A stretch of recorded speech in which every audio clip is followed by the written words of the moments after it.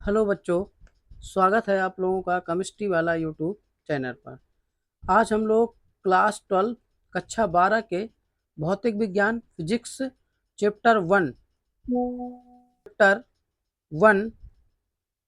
वैद्युत आवेश तथा वैद्युत क्षेत्र में टॉपिक पढ़ने वाले हैं कूलाम का नियम। तो शुरू करते हैं आज का वीडियो शुरू करने से पहले मैं आपको बता दूं कि अगर आप लोगों को वीडियो देखने के बाद वीडियो अच्छा लगे तो चैनल को सब्सक्राइब कर लीजिएगा और लाइक कर दीजिएगा।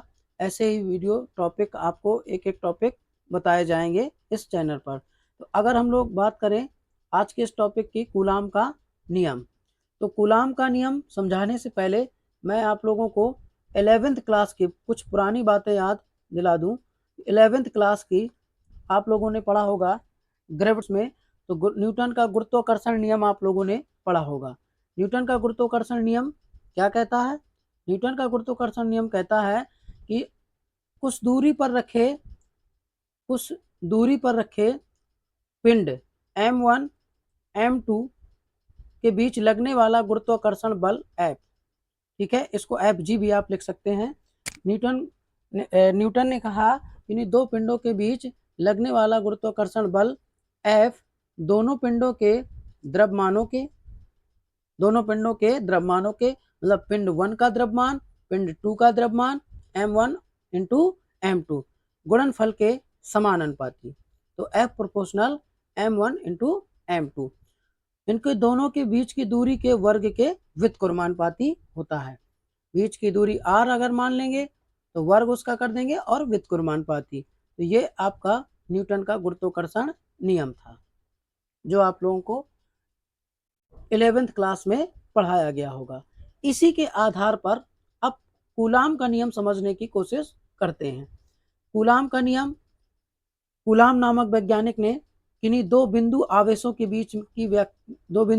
के बीच लगने वाले वैद्युत बल, जैसे कि मैंने यहाँ पर दो आवेश लिए Q1 और Q2, ये दोनों आवेश हैं। ये आवेश आपके सजाती भी हो सकते हैं, विजाती भी हो सकते हैं, मतलब समान चार्ज वाले भी हो सकते हैं और विपरीत चार्ज वाले भी हो सकते हैं एक दूसरे के। अगर विपरीत चार्ज वाले होंगे तो ये इनके बीच में आपका आकर्षण बल लगेगा और समान चार्ज के होंगे तो प्रतिकर्षण बल लगेगा। तो अब अगर हम लोग यहाँ पर बात करें तो बल कितना लगेगा, यही कूलाम ने बताया था कि इनके बीच में कितना वैद्युत बल लगेगा। तो इनके बीच लगने वाला वैद्युत बल दोनों आवेशों की मात्राओं के, दोनों आवेश मतलब आवेश Q1 की मात्रा, आवेश Q2 की मात्रा के गुणनफल के समानुपाती। मतलब कि F जो आपका वैद्युत बल है वो आवेश Q1 और आवेश Q2 की मात्रा के गुणनफल, इन दोनों का गुणा करा दिया के समानुपाती। तो F proportional Q1 into Q2। दूसरी बात, इनके बीच की दूरी के वर्ग के व्युत्क्रमानुपाती। बीच की दूरी अगर हम लोग स्मॉल r मान लें, Q1 और Q2 के बीच की दूरी स्मॉल r मान लें, तो उनके वर्ग के व्युत्क्रमानुपाती मतलब उसका बीच की दूरी का स्क्वायर कराएं, ये स्क्वायर हो गया, और व्युत्क्रमानुपाती मतलब कि 1/r, ठीक है। तो F प्रोपोर्शनल 1/r स्क्वायर हो गया। ये जो आप लोगों को ये फॉर्मूले याद रखना, तो ये स्टेटमेंट याद रहेगा, ठीक है। F proportional Q1 into Q2, तो इसका मतलब ये है कि आवेश 1 का इंटू आवेश 2, आवेश 1 इंटू आवेश 2 का गुणनफल किसके जो बल है वो आवेश 1 और आवेश 2 के गुणनफल के समानुपाती है और उनके बीच की दूरी के वर्ग के व्युत्क्रमानुपाती है। इसको हम लोग इन दोनों इक्वेशन को यहाँ पर हम लोग माने इक्वेशन ए और इक्वेशन बी, दोनों को हम लोग लिख सकते हैं F proportional Q1 Q2 upon R square. इसको हम लोग लिख सकते हैं F प्रोपोर्शनल का चिन्ह अगर हटाएंगे तो 1/4 पाई एप्सिलॉन 0। इसको हम लोग अगर हिंदी में बोल सकते हैं, तो ये प्रोपोर्शनल का अगर चिन्ह हटाएंगे तो 1/4 पाई एप्सिलॉन 0 जो कि कांस्टेंट है Q1 into Q2 upon R square, ठीक है। ये आपका किन्हीं भी दो आवेशों बिंदु आवेशों के बीच जो आपके स्मॉल r दूरी पर रखे जाएंगे उनके बीच में लगने वाला गुरुत्वाकर्षण बल हो जाएगा। ठीक है, वो सॉरी गुरुत्वाकर्षण बल नहीं, वैद्युत बल हो जाएगा। वैद्युत बल, इतना आपका वैद्युत बल हो जाएगा। अब अगर हम लोग आगे बात करें तो इसमें आपका 1/4 पाई एप्सिलॉन 0 जिसका मान होता है 9 गुणे 10 की घात 9, 9 गुणे 10 की घात 9 मात्रक इसका हो जाएगा न्यूटन मीटर स्क्वायर प्रति कूलाम स्क्वायर। अब अगर हम लोग यहाँ पर बात करें तो एप्सिलॉन 0 क्या है, ठीक है, ये एक महत्वपूर्ण आपका टॉपिक होने वाला है एप्सिलॉन 0। तो एप्सिलॉन 0 आपका निर्वात या वायु, निर्वात या वायु की वैद्युतशीलता है। निर्वात अथवा वायु की वैद्युतशीलता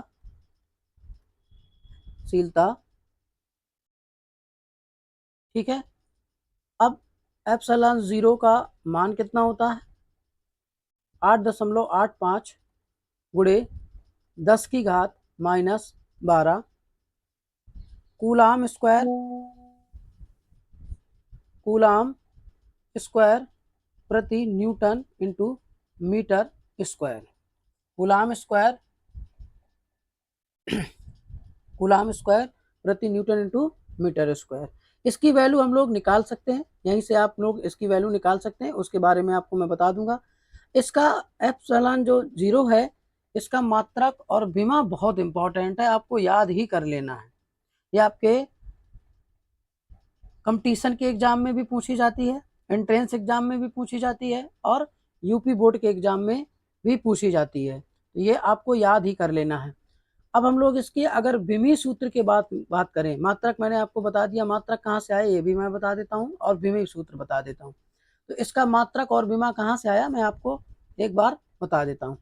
उसको बताने से पहले चलिए मैं पहले उसी को बता देता हूँ, फिर मैं उस टॉपिक के बारे में बात करूँगा। तो एप्सिलॉन 0 का मात्रक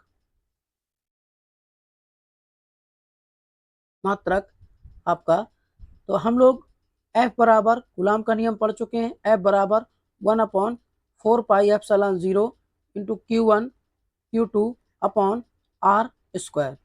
अब अगर हम लोग यहाँ पर बात करें तो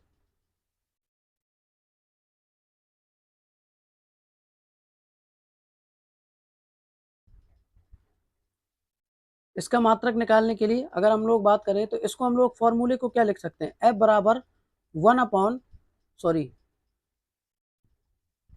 इसको हम लोग इस तरीके से लिख सकते हैं एप्सिलॉन 0, ये एप्सिलॉन 0 को आप क्रॉस मल्टीप्लाई करा के F के पास भेज दीजिए और F को आप नीचे ले आइए, इसको लिखा जा सकता है 1/4 pi into Q1 Q2 upon F into R square. अब अगर ये तो आपका कांस्टेंट है तो इसका जो मात्रक हो जाएगा एप्सिलॉन 0 का मात्रक आपका क्या हो जाएगा, ये आवेश का मात्रक कूलाम होता है, ये आवेश का मात्रक भी कूलाम, इसलिए कूलाम और कूलाम तो क्या हो जाएगा कूलाम स्क्वायर हो जाएगा, क्या हो जाएगा कूलाम स्क्वायर प्रति, ये अपॉन में है तो प्रति F बल है, बल का मात्रक न्यूटन और R क्या है डिस्टेंस है, एक प्रकार की दूरी है, तो दूरी का मात्रक लंबाई का मात्रक का क्या हो जाएगा आपका मीटर, तो यहाँ पर स्क्वायर है तो मीटर स्क्वायर। तो इस प्रकार एप्सिलॉन 0 का ये आपका मात्रक आ गया। अब अगर हम लोग यहाँ पर बात करें इसकी विमी सूत्र की, ये हेडिंग पड़ी थी पहले से, तो मात्रक किसका आपका मैंने बता दिया एप्सिलॉन 0 का कूलाम, इसका मात्रक कूलाम स्क्वायर प्रति न्यूटन इंटू मीटर स्क्वायर। अब विमी सूत्र की बात करें अगर तो फिर से हम लोग विमा निकालेंगे, तो जैसा कि हम लोग यहाँ पर मात्रक निकाल चुके हैं, तो कूलाम किसका मात्रक होता है आवेश की विमा क्या होती है A T, और यहाँ पर स्क्वायर है तो हम लोग क्या कर देंगे स्क्वायर कर देंगे यहाँ पर, 2 कर देंगे अपॉन न्यूटन की विमा क्या होती है बल की, न्यूटन की विमा क्या होती है बल की, M L T minus 2, M L T minus 2 into, और मीटर की विमा क्या हो जाएगी L2, यहाँ पर स्क्वायर है तो L2 कर देंगे। हम इसको क्या लिख सकते हैं, A2T2 mod upon M L, अब एक एल ये है, दो ये हैं, तो कितना हो जाएगा 3 हो जाएगा, और माइनस 2।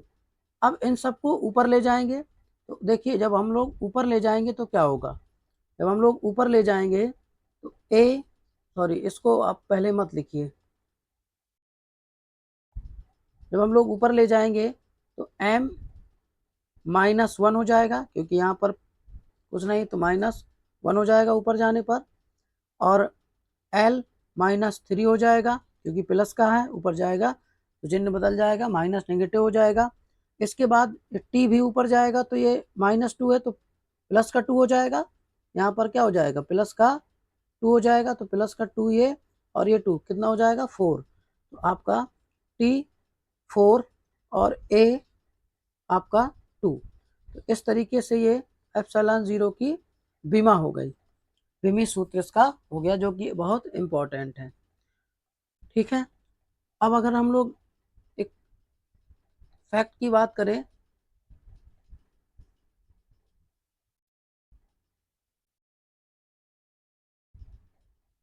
यदि जो आवेश हम लोगों ने लिए थे, यहीं पर बात कर लेते हैं, जो आवेश लिए थे वो निर्वात में रखे गए थे, अगर हम लोग इनके बीच में कोई पदार्थ भर देते हैं जिसका परावैद्युतांक K है, इस टॉपिक के बारे में हम लोग अगले वीडियो पे बात करेंगे, जिसका परावैद्युतांक क्या है K है, तो आपका जो वैद्युत बल है वो हो जाएगा उसका मान F बराबर 1/4 pi epsilon 0 K into Q1 Q2 upon R square.